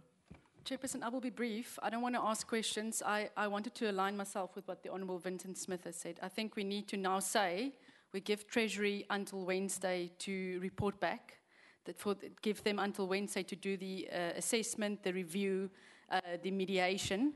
And then by Wednesday, I think we should meet as both committees again to get the feedback from both departments and the Treasury for us to then make a final decision on the way forward. Finish and clear. We don't have any more time. I think we are all on the same page as the committees now in terms of a way forward. I don't think we can extend any more time further than Wednesday. Right. Okay. Hlengwa? Chair, you know, there's a term my late mother used to use, unyanyalata. You see now, siyanyanyalata, Chair, we are just going through the motions because everybody's looking at their watches. I really believe, Chair, that the questions being posed are necessary to sharpen the process. But again, everybody's in good night mode. But let me say this, Chair. I'm still not clarified. Are we deviating from the deviation? Because in review, Chair, we could be told next week, Wednesday, no, we've reviewed, and quite frankly, we agree with SASSA. Post office can go and jump. Manje, I really need to understand the nature of this review. What does it seek to achieve? Because it's all good and well for us to say, no, we're making progress, and the review will be conducted. The DG says 2 days. When he comes back here and tells us, no, post office is not in a position, what basis then will we have to say to him that is wrong? What is the legitimacy of this review to begin with? Chair, let us not pretend as though we don't see the problem. This is a strategic, purposeful delay. We've been down this road before. I do not want to align myself to a ruse such as this one. Okay. So, Chair, I'm presenting that particular skepticism. But the point I want to make, Chairperson, there's a perception out there that we are the friends of the post office. Yes, in principle, in terms of building a capable state, yes, we want that. But the message must be very clear to the post office. But they will have to play ball. And we'll crack the whip on SAPO in as much as we're cracking the whip on the process, that they will need to shape up and be equal to the task in every material respect, because we are not here to give the post office a blank check. That message needs to be very, very clear, because otherwise it compromises our own oversight and our own legitimacy. And I think SASSA must take that message forward to Guti. We are not here to gang up against them, Guti, ram SASSA, SAPO down their throats. But in terms of saving the state money, this in fact amounts to wasteful expenditure, Chairperson. Yeah, I want you to make your suggestions. No, you see, I with all due respect, Mr. Chairperson, we have been down this road before. How many times have we sat in this fashion and told, don't ask questions, don't make statements because things are going to come right. And then we come back and they're not. So I'm really, Chairperson, in my skeptic agreement to this, I'm still wanting to be clarified to what is the purpose of this review. And then said to Chairperson to say, I'm not subscribing to a view of us sending a delegation to wherever. Accountability must be done here in Parliament, and the relevant persons must come here to Parliament. Thanks. All right, sure. Ross? Chairperson, I can't predict the future, but I'm slightly more optimistic in terms of what we've achieved tonight. I believe there was a broad consensus in terms of accepting the Treasury review. I believe that the review will be based on 217 of the Constitution, it will be based on the Public Finance Management Act, and it will be based on all the Treasury regulations as the DG has alluded us to. I think those host of regulations will give guidance. I think we have to revert back to our constitutional mandate in terms of the Constitution, and I believe the review will be based on legislation, and that gives me hope and inspires me. I also believe the second point that makes me more optimistic is the Minister Dlamini. I think she's indicated that she's in favor of the review, and that we await the review, and from there the process should develop quite fast. I'm also impressed with the timeframes alluded to the DG. In terms of time is of the essence. We can sense the concern of everybody present, and I believe that we have made progress tonight. Thank you. All right, thanks. Comrade Madlop. No, thanks, Comrade Chair. I think I'm covered, Comrade Chair, to say that the ministers, both the ministers, have committed themselves to the process. And now I think that the time my hand was up, I was saying that we must not say we go to IMC whilst we are saying we give them the deadline for Wednesday. Let us give them, and then when they come back, we deal with that one. And also, I was covered by Comrade Vincent. The issue of outsourcing, you'll recall, Chair, I asked even yesterday to say that both of them, the issue of outsourcing, we are not going to support SAPO as well as SASSA. They must do that if there is no any other alternative. Because when they say they have got a capacity, they must demonstrate that capacity. Without, we want to empower the state entities. That's what we want on both of them. They can't say that, no, we give and the others also outsource. Both of them, they must deal with this work. Thanks. All right, thanks. Comrade Boy, and then Comrade Chilwan. No, I just wanted to emphasize, Chairperson, that at the end of the day, members of parliament must acknowledge that there's a speaker in this house. And in terms of the Constitution, that interrelation between the executive or the president goes through the speaker, and the speaker reports to the leader of government. And that is the process. And I would want us to uphold that particular process. I go along with what all other members are saying, but let the emphasis be there, because both you and the other chair would have to craft out a report at some stage that has to go to Parliament, so that all the mechanisms that are in the Constitution have to be provided to be able to resolve this particular matter quite urgently. We should know, and what we must be able to be very clear that the IMC has to meet so that we are able to report back to Parliament in a broader way, so that everybody could be part of the process of what we're doing. It's not only the portfolio committees that are expressing their concern. Members of Parliament themselves in their broad way within the institution are concerned about the situation. And we need to also to be a little bit open ourselves and talk to the different members of Parliament at what is exactly going on. And alert the speaker so that the speaker can be able to start engaging the president about the type of situation that we're talking to in the IMC. All right. Okay, thanks. Comrade Chilwan. Chairperson, thank you very much. I think I'm going to share the same sentiments as other comrades have said. Notwithstanding, Chairperson, on the issue of the IMC, when comrades were saying that probably they should come back here. But I wanted to say to the DG, to the National Treasury, that when we meet next week, they should probably sort the report or the decision that was taken by the IMC, which I believe, because it's a critical matter that we are discussing, probably they are sitting on weekly basis. I don't know how it's their schedule.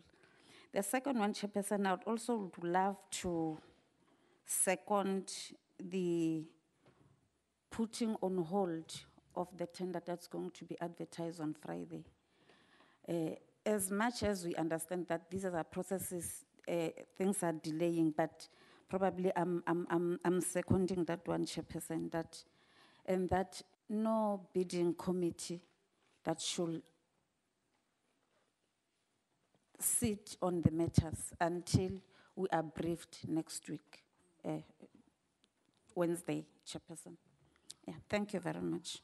All in all, Chairperson, we support that. Maybe probably we can sit next week. All right. But Chairperson, the other thing, maybe there were these letters, I don't know, it's letters, the discussions that the DG and the Minister was talking about. For your indulgence, if we can get those correspondence, Chairperson, so that we're able to be at the same level, at the same part, all of us with the matters. All right. Thank you very much. Right, comrades, before we put a concrete proposal on the way forward, Auditor General, can we hear from you? Thank you very much, Chair. There was a question that Honorable Smith was asking that I respond to, and I think the DG has covered it from National Treasury about fairness, where if there's one person, it's difficult to compare to anything else if the decision is made already that there's one person that is going to be approached for this. But I wanted to speak to something different here, Chair, and just listening to the conversation. I think there's something else that is possibly missing in what I've listened to. And that is, when we wake up tomorrow, it will be 99 more days to go, as in working days. And the reality with a systems development life cycle, it has to go through quite a number of iterations before it becomes a reality. There's testing, there's other things that need to be factored in the equation before it works. But I thought it may help the committees to maybe ask for a walkthrough for their benefit from those people that say they know the universe of activities that are required to trigger payments to 17 million beneficiaries by 1 April 2018. Someone needs to paint that picture and possibly be asked to pretend as if they are now standing at 1 April 2018. Can they walk us back over the 99 days? Whether the choice is going to be an inter-entity cooperation or whatever. But when the rubber hits the road, there will be 17 million people who are supposed to have either notes or transfers directly to their accounts or whatever mechanism. And I'm not sure if, with all the technical nuances that come with the intricate detail, the organization, the logistics, and all of those things, whether in the assessment that the committees are going to be doing, are they sufficiently comfortable that it is possible to walk that road to 1 April? Because it may sound like all of this that is being discussed is possible, but let's remember it's not the 17th of March 2017 when the Concord issued the directive on this matter. It's 7 months later, and it's about 99 more working days to go. So I'm saying all of these that are being discussed today are possible to be resolved. But I think what is not going to be easy is to shift that 99 days and make it 400 days. That's the reality. And I think that's what maybe the committee needs to think about. If, for what we listened to earlier on, SASSA says there are certain areas that may need to be dealt with, to me it suggests that somebody knows the full universe for the fact that they are able to understand the gap. Because if you know there's a gap, then it means that you started from the full picture. And that's why you are able to identify from the full picture to the gap what is needed. Someone must describe that so that those people who are not system developers, who are not disbursement managers, who are not security managers, who are not logistics organizers, can get a sense of what does it take to get these monies into everybody's bank account every month, as well as notes to them as they are being paid monthly. I think that's probably one of the more helpful part of this that will assist the committees to assess whether the journey they have agreed to continue with is doable or not. And I think in the midst of that, it may help to think about what does it take when someone has to draw the pictures of what is needed both in terms of facilities, both in terms of capabilities, both in terms of infrastructure and other things. Is that something that has been thought through, or are we still in the realm of thinking about it, but have not even applied our minds as to the machines, the equipment, and all those things that enable security and protection of those monies to continue for even beyond the 1st of April next year? Thanks, Chair. Yeah, I just want to make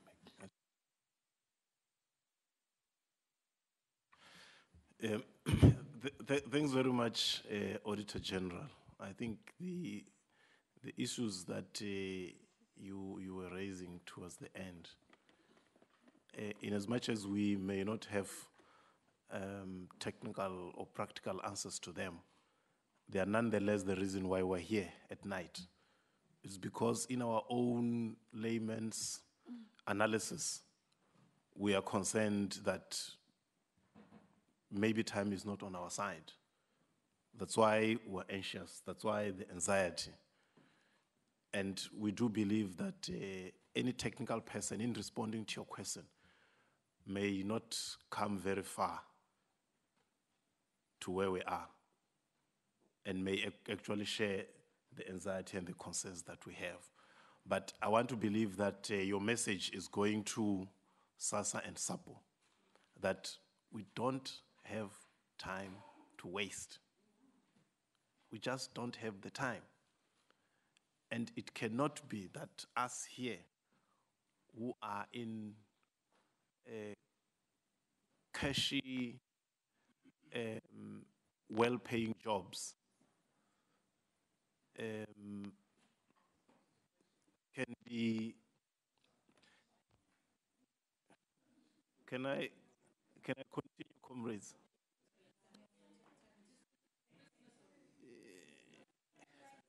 No, I can see those things, but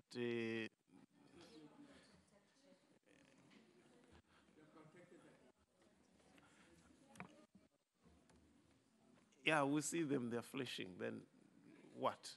Right, so I was saying therefore that we here who have cushy jobs, well paid, have the luxury and the time to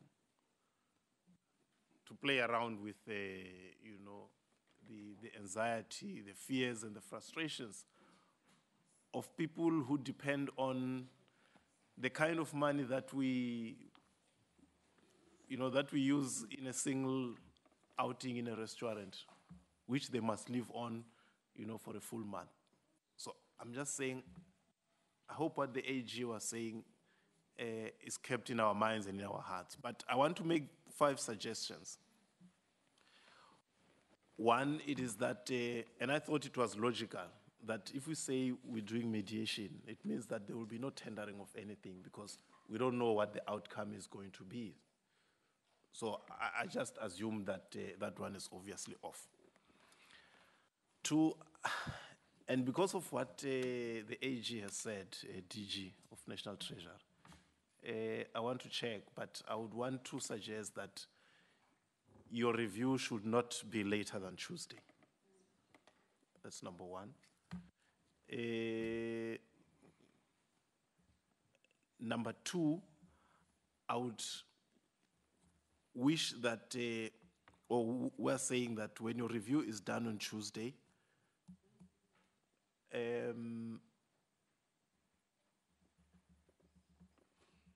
it must then be shared with both SASSA and SAPO between Tuesday and the briefing of the IMC on Wednesday.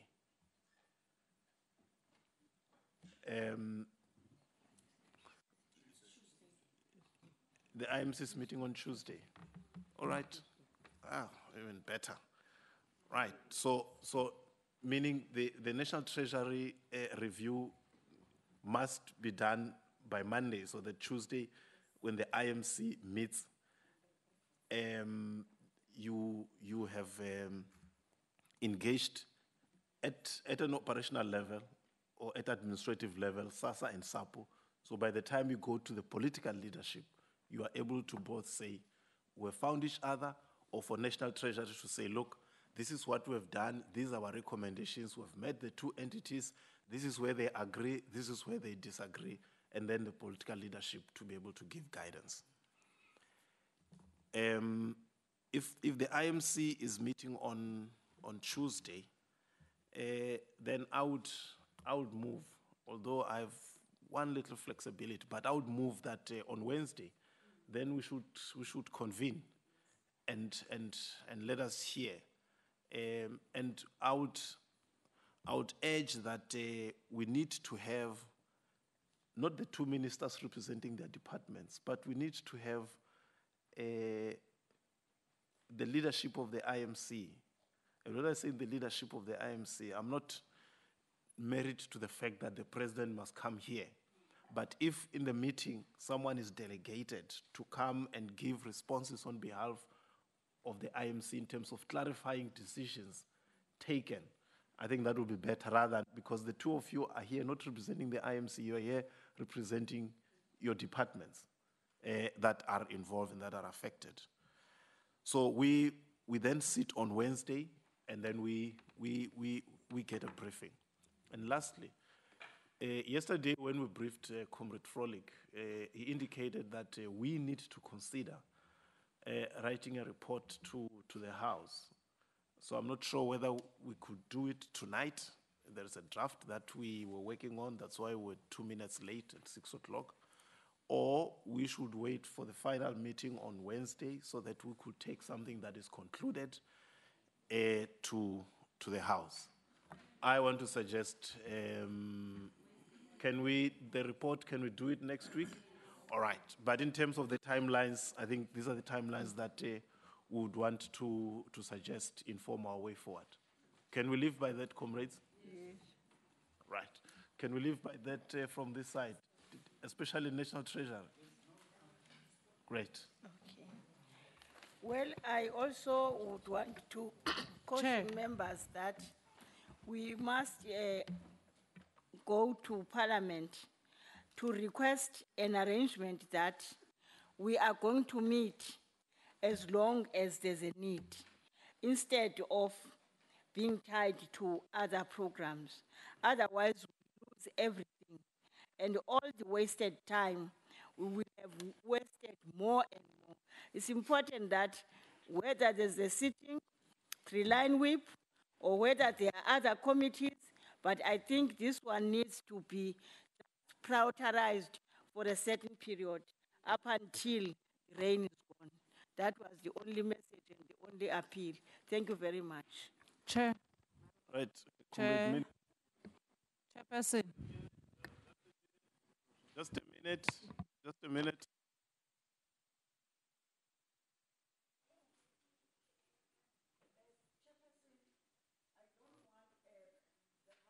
Say, why did you keep quiet about this matter?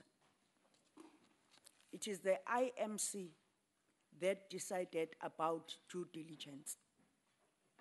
And the CEO of SASSA was part of the meeting.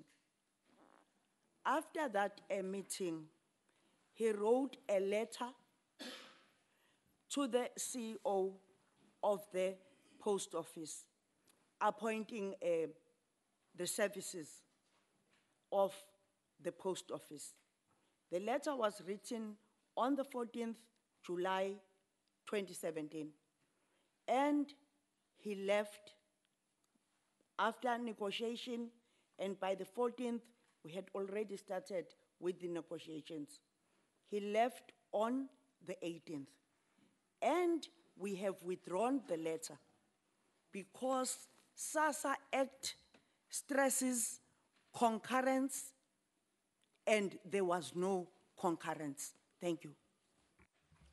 Yeah,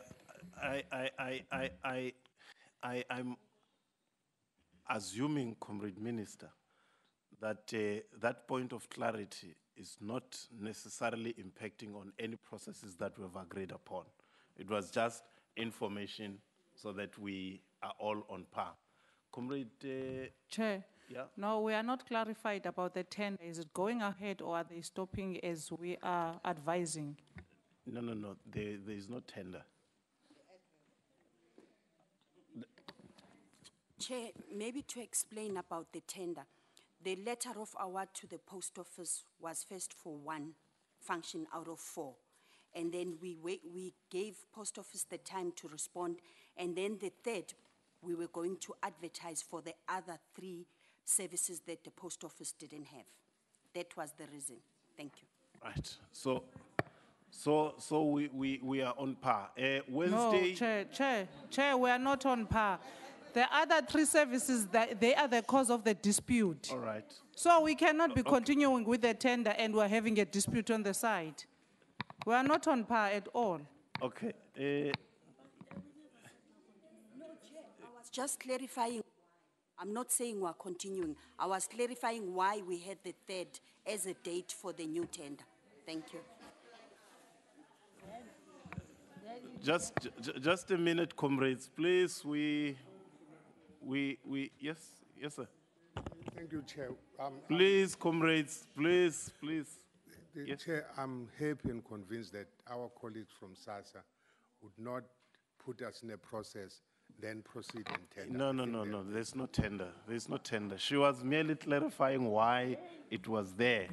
So, comrades, Wednesday is going to be not at 6 o'clock. It will be during the day. You want it at night?